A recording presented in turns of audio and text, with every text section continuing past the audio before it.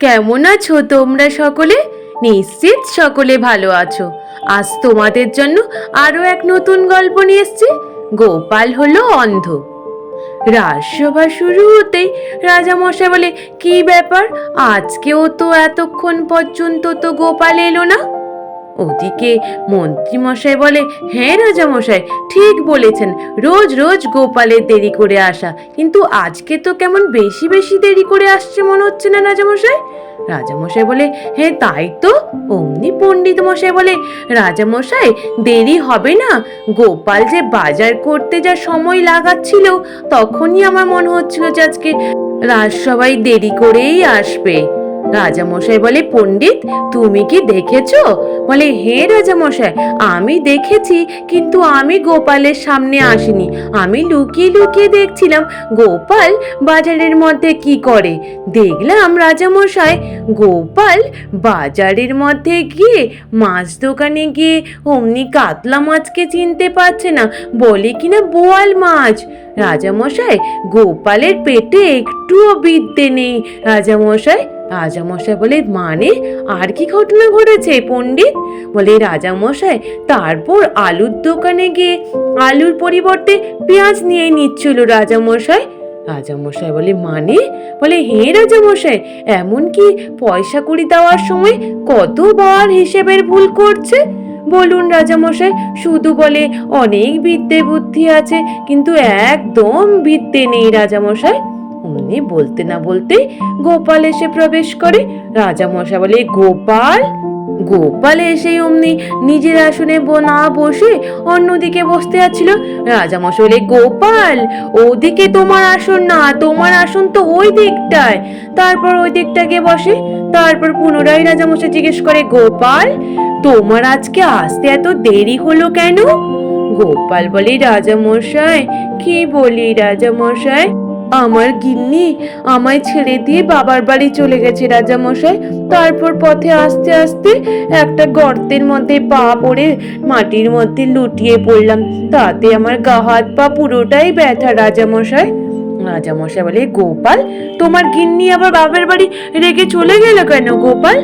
গোপাল বলে, জানেন রাজামশাই আজকে কি হয়েছে?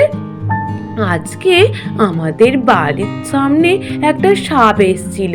অমনি গিন্নি তখন চিৎকার করে করে বলতে থাকে, কই গো, বাইরে এসো, বাইরে এসো, একটা সাপ এসছে, যে সাপ তাড়ানোর ওষুধটা নিয়ে এসো। অমনি আমি তো ওই সাপ না দেখতে পেয়ে আমি দেখতে পেলাম একটা দড়ি পড়ে রয়েছে। আমি বললাম, গিন্নি ওটা তো দড়ি। অমনি গিন্নি রাগ করে বলে, হে, তুমি দড়ি দেখতে পাচ্ছ? তুমি চাইছো আমি মরে যাই, তাই না? আমাকে সাপে কামড় দিক, তাহলে তোমার ভালো হবে, তাই তো? বুঝেছি বুঝেছি, তুমি আগে যাও, ওই ঘরের ভিতরে জানলা থেকে সাপ তাড়ানোর ওই ওষুধটা নিয়ে আসো। গোপাল তখন ঘরের ভিতরে গিয়ে সাপ তাড়ানোর ওষুধটা আনতে যায়। অমনি ওখানে সাপ তাড়ানোর ওষুধটাকে চোখের মধ্যে না দেখতে পেয়ে বলে, ও গিন্নি, আমি যে পাচ্ছি না গো ওষুধটা। গোপালের গিন্নি বলে, পাচ্ছ না মানে? তুমি ওখানেই জানলার মধ্যে বসে আছে, তুমি খুঁজে পাচ্ছ না? দাঁড়াও, আমি যাচ্ছি। তারপর ধীরে ধীরে আস্তে করে গিয়ে ওই সাপ তাড়ানোর ওষুধটা নিয়ে বলে, কি গো, তোমার চোখে নেবা হয়েছে নাকি, দেখতে পাও না? এই তো ওষুধটা এখানে বসানো ছিল। গোপাল বলে, গিন্নি আমি সত্যি দেখতে পাচ্ছিলাম না গিন্নি। বলি, দেখতে পাচ্ছিলে না? তুমি ইচ্ছে করে চাইছো যাতে আমাকে সাপে কামড় দিক আর আমি মরে যাই, তাই না? তাহলে তুমি একা অনেক সুখে শান্তিতে থাকবে, থাকো। তারপর দেখো আমি কেমন বাপের বাড়ি চলে যাই। তারপর বাইরে বেরিয়ে এসে ওষুধটা নিয়ে এসে যখন দেখে সাপটা নেই, তারপর বলে, আমি এক্ষুনি বাপের বাড়ি চলে যাব। তারপর জামা কাপড় সব গুছিয়ে নিয়ে বাপের বাড়ির উদ্দেশ্যে রওনা দিয়ে দেয়। রাজামশাই বলে, ও এই কথা গোপাল। বিজ্ঞানী তখন বলে, রাজামশাই আমার মনে হচ্ছে গোপালের কোনো চোখের ব্যাধি হয়েছে রাজামশাই, গোপাল মনে হয় চোখ দিয়ে দেখতে পাচ্ছে না। রাজামশাই বলে, গোপাল, তোমার চোখ দিয়ে কি তুমি স্পষ্ট সকলকে দেখতে পাচ্ছ? বলে, না রাজামশাই, আমি সভাসদদের আবছা আবছা দেখতে পাচ্ছি রাজামশাই, এমনকি চোখেও খুব ব্যথা হচ্ছে রাজামশাই। রাজামশাই বলে, গোপাল, তাহলে তুমি এতক্ষণ বলনি কেন যে তোমার চোখে ব্যথা, চোখে তুমি দেখতে পাচ্ছ না? রাজবৈদ্য, তাড়াতাড়ি করে গোপালকে দেখো দেখিনি। রাজবৈদ্য উঠে এসে যখন গোপালকে দেখে, অমনি বলে, রাজামশাই, গোপালের চোখে তো দেখতেই পায় না, ওর তো অনেক বড় ব্যাধি হয়েছে রাজামশাই। রাজামশাই বলে, রাজবৈদ্য, তাহলে কি গোপাল দেখতে পাবে না? রাজবৈদ্য বলে, রাজামশাই, আমি বরং ব্যথা কমানোর জন্য ওই একটু ওষুধ দিতে পারি, কিন্তু দৃষ্টি শক্তি ফেরাতে পারবো না রাজামশাই। গোপাল বলে, রাজামশাই, আমি কি তাহলে আর দেখতে পাবো না রাজামশাই? তারপর গোপাল সভাসদদের সামনে ঘোষণা করে যে, আপনারা যদি কেউ আমার চোখটাকে সারিয়ে তুলতে পারেন, তাহলে আমি আপনাদের উপহার দেব। অমনি রাজামশাই বলে, তাহলে তোমরা শুনলে তো, গোপাল কি ঘোষণা করলো, সঙ্গে আমিও তোমাদের সকলকে বলছি, তোমরা যদি কেউ পারো গোপালের চোখ ভালো করে দিতে, তাহলে উপহার দেব। মন্ত্রীমশাই বলে, রাজামশাই, আমি পারবো, আমি পারবো। মন্ত্রীমশাই মনে মনে ভাবে, এটাই সুযোগ, এই সুযোগে তাহলে অনেক উপহার পাওয়া যেতে পারে। তাহলে রাজামশাই, একজন বৈদ্য আছে, ও পারবে কিন্তু রাজামশাই। রাজামশাই বলে, তাহলে মন্ত্রী, তুমি তাহলে শিগগির বেরিয়ে পড়ো ওই বৈদ্যের খোঁজে। তারপর সভাসদদের রাজামশাই বলে, তোমরা সকলে গোপালকে ধরে নিয়ে গিয়ে ওর বাড়িতে ছেড়ে দিয়ে এসো, কেমন? তারপর সভাসদরা গোপালকে বাড়ি নিয়ে গিয়ে ছেড়ে দিয়ে আসে। ওদিকে মন্ত্রীমশাই বেরিয়ে পড়ে ওই বৈদ্যের খোঁজে। ওই বৈদ্যের বাড়িতে রাত্রিবেলা গিয়ে দরজায় আঘাত করতে থাকে। ওই বৈদ্য বেরিয়ে আসতেই মন্ত্রীমশাই বলে, বৈদ্যমশাই, আপনি চলুন আমার সাথে। বলে, কেন, রাজামশাইয়ের কি কোনো ব্যাধি হয়েছে নাকি? বলে, রাজামশাই না, গোপালের চোখটা সারাতে হবে, ও চোখে দেখতে পাচ্ছে না, আর যদি আপনি সারিয়ে দিতে পারেন তাহলে আপনি উপহার পাবেন, আর আপনাকে আমি নিয়ে যাওয়ার জন্য রাজামশাইও আমাকে উপহার দেবেন। বলে, তাই নাকি? বলে, হ্যাঁ, কিন্তু আপনি তো সারিয়ে তুলতে পারবেন আমি জানি, কিন্তু একটু সময় নেবেন, তার ভেতরে আমরা গোপালের বাড়ি থেকে যা যা জিনিসপত্র আছে সব লুট করে নিয়ে নেব। অমনি ওই বৈদ্য বলে, এটা কি ঠিক হবে? মন্ত্রীমশাই বলে, আমি যেটা বললাম ওইটা করুন। অমনি বলে, তাহলে চলো দেখি, গোপালকে আগে তো দেখি। পরের দিন সকাল হতে ওই বৈদ্য আর মন্ত্রীমশাই গোপালের বাড়ি যায়। তারপর গোপালের চোখ টেনে দেখে। বলে, গোপাল, তোমার চোখ ঠিক হয়ে যাবে গোপাল আমার ওষুধে। গোপাল বলে, বৈদ্যমশাই, সত্যি আমার চোখ ঠিক হয়ে যাবে? বলে, হ্যাঁ গোপাল, তোমার চোখ ঠিক হয়ে যাবে, কিন্তু একটু সময় লাগবে গোপাল। গোপাল বলে, বেশ বৈদ্যমশাই, তাতে আমার কোনো অসুবিধে নেই, আমি যদি চোখে দেখতে পাই পুনরায় তাতেই আমি খুশি বৈদ্যমশাই, তাতে যা সময় লাগবে লাগুক। তারপর ওই দিন রাত্রিবেলা মন্ত্রীমশাই বৈদ্যকে শিখিয়ে পড়িয়ে পাঠিয়ে দেয় যে এখন ওই চোখ সারানোর ওষুধ না খাইয়ে ঘুম পাড়ানোর ওষুধ খাইয়ে দিয়ে সমস্ত ঘর থেকে জিনিসপত্র বের করে নিয়ে আসার জন্য। তারপর ওই বৈদ্যের সাথে ঘোড়ার গাড়ি পাঠিয়ে দেয়। বৈদ্য মশাই গিয়ে ওই গোপালের বাড়ির দরজায় আঘাত করতে থাকে। গোপাল বলে, বৈদ্য মশাই, অত রাত্রিতে আপনি আমাকে ওষুধ দিতে এসেছেন, আপনি তো দিনের বেলায় আসতে পারতেন না। বলে, না না, এই ওষুধ রাত্রেই কাজ করে।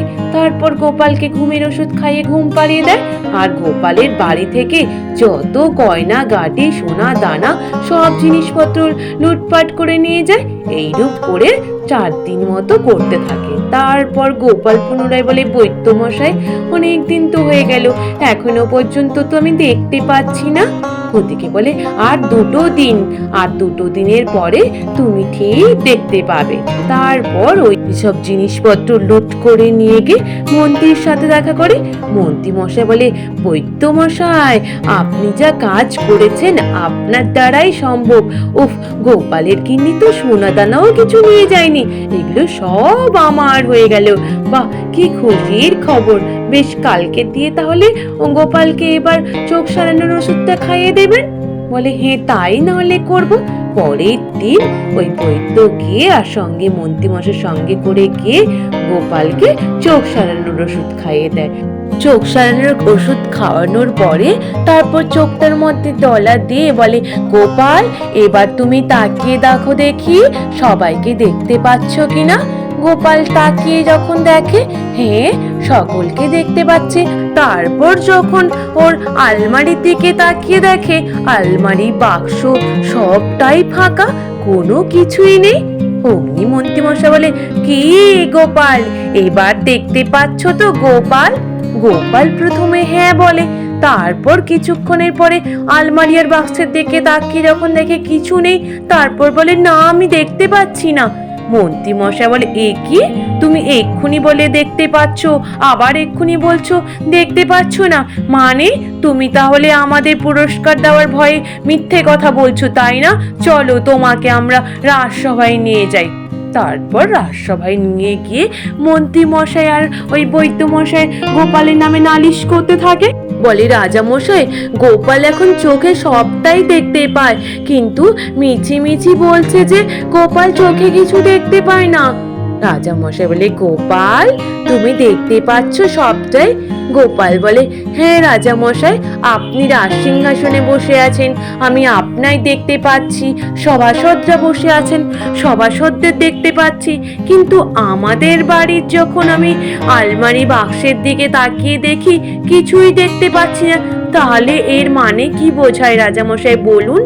রাজা মশাই বলে, ও বুঝেছি বুঝেছি গোপাল, তাড়াতাড়ি করে ওই বৈদ্যকে চুরির অপরাধে বন্দি করো। অমনি প্রহরীদেরকে বলে দেয়। অমনি সঙ্গে সঙ্গে বৈদ্য মশাই বলে, রাজা মশাই আমায় ক্ষমা করে দেন রাজা মশাই, আমি কোনো চুরি করতে চাইনি, আমাকে মন্ত্রী মশাই শিখিয়ে দিয়েছিলেন যে গোপালকে ইচ্ছে করে কয়েকদিন এমনি ঘুমের ওষুধ খাইয়ে রাখতে, তারপর গোপালের বাড়ি থেকে সমস্ত জিনিসপত্র লুট করে নিতে, ওই জন্যই আমি অমন কাজ করেছি রাজা মশাই। ওই শুনে রাজা মশাই বলে, বিশ্বাসঘাতক মন্ত্রী কোথাকার, মন্ত্রীকে আগে বন্দি করো। অমনি মন্ত্রীকেও বন্দি করে ফেলে। রাজা মশাই বলে, গোপাল সত্যি তোমার চোখ খুলতেই তুমি দুখানা চোরকেও ধরিয়ে দিতে পারলে। রাজা মশাই বলে, গোপাল এবার তুমি ঠিক করে দেখতে পাচ্ছ তো গোপাল? গোপাল বলে, হ্যাঁ রাজা মশাই, আমি পুরোটাই দেখতে পাচ্ছি রাজা মশাই। আজ এই পর্যন্ত, নিশ্চিত তোমাদের সকলে ভালো লেগেছে। আর যদি ভালো লেগে থাকে তাহলে একটু লাইক আর সাবস্ক্রাইব করে দিও। আর তোমরা সকলে ভালো থেকো, কেমন? টাটা।